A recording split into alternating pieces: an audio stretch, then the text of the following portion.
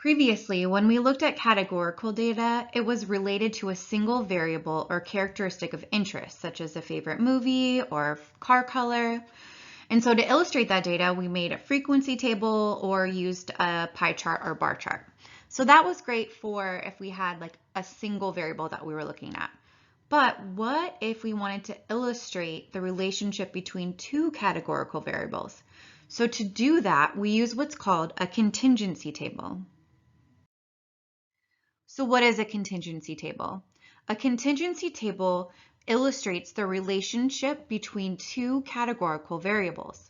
The table summarizes all possible combinations of categories of the two variables. Each value in the table represents the number of a particular combination of outcomes that occur. So let's look at an example of a contingency table. A recent survey asked people about their beverage habits. The result of the survey has been summarized below in a contingency table. Answer the following questions. How many people drink tea? So if I look at the tea category, I can see that the total amount of people that drink tea is 60. How many people drink coffee? So coffee has its own column, so if I add up how many people drink coffee, that total is 95. How many people participated in this survey? Well, down here where this total and total is match up, that's the total amount of people. We could also look at adding up the total here, 60 plus 90 is 150, or adding up the total in this way, 95 plus 55 is also 150. All right, let's continue our work with these. Here are the steps to create a contingency table. First, you make columns for the categories of one of the variables. Then you make rows for the categories of the other variable. So one variable is shown in columns, the other is shown in rows. So in that last example, we had tea shown in rows and coffee shown in columns. Then you'll add a total row and a total column. So let's look at an example of this and how to create one. In a survey, participants were asked if they regularly floss and if they regularly eat breakfast. Among the 300 people who participated in the study, 105 regularly floss, 210 regularly eat breakfast, and 90 regularly do both. Create a contingency table that illustrates this data. Okay, so the first thing we need to do is make columns for one of the variables. Let's make the columns, let's use floss for that. And again, you could have used breakfast and you'll have the same type of contingency table, just flipped. So people either floss or they don't floss. All right, and then we need to make rows for the category of the other variable. So the other variable is who eats breakfast. So eats breakfast. And then the other row is going to be doesn't eat breakfast.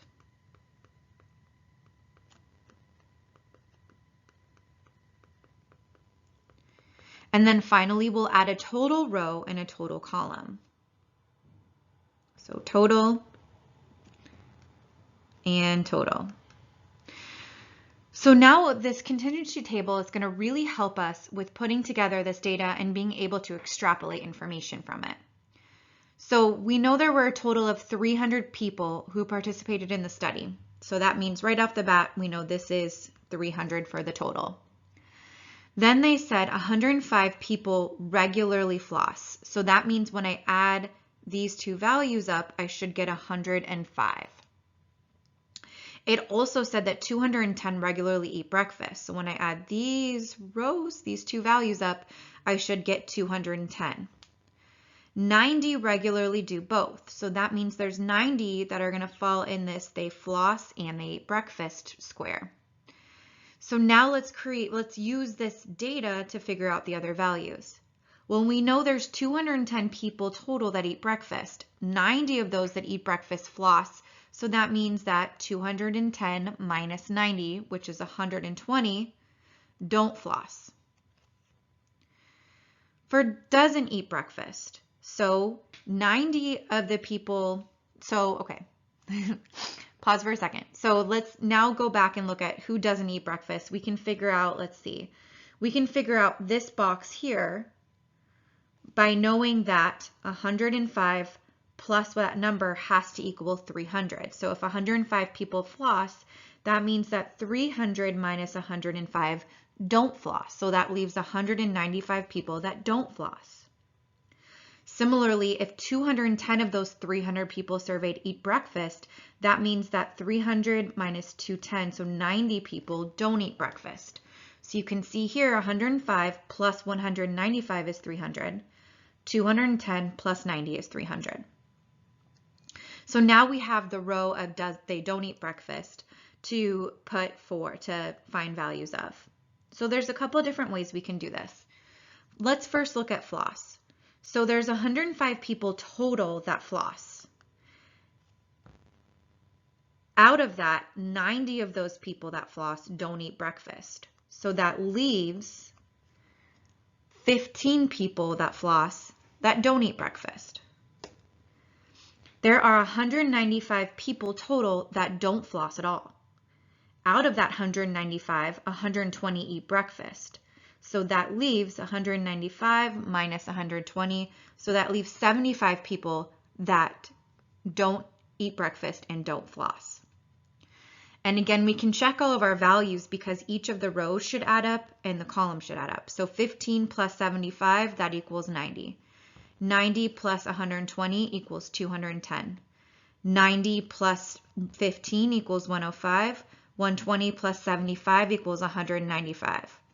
105 plus 195 equals 300. And 210 plus 90 equals 300. So you can always check your work to ensure that all of that stuff adds up. Now, if the subtractions that we just did seem familiar, they should. This is so similar to what we did for reporting data when we did a Venn diagram. So we can actually, let's just kind of review what a Venn diagram is by using the information that we just got from that contingency table to create a Venn diagram. So what we're going to do is let's put breakfast as the left circle and floss as the right circle. So we were told that there were 90 people that flossed and ate breakfast. So 90 people flossed and ate breakfast, so that's going to go in the overlap of those circles. Now, there were, out of that, there were 105 people that regularly floss. So that means that what's left for this floss circle is 15. For breakfast, there were 210 people that eat breakfast. I've already accounted for 90 of those people because those are the people that floss. So that leaves 120 left that don't floss, but they do eat breakfast. And then we also need to find what is outside of the circles. So how many people don't eat breakfast and don't floss? So to figure that out, 300 minus 120 minus 90 minus 15. And that leaves me with 75. So there's 75 people that are outside of these circles because they don't eat breakfast and don't floss. So for a variable with only two categories, Venn diagrams and contingency tables give basically the same information, as you can see. However, in my opinion, the contingency table allows us to add the subtotals for different categories in the grand total, which allows us to illustrate the different possibilities when the variables have more than just binary yes or no categories.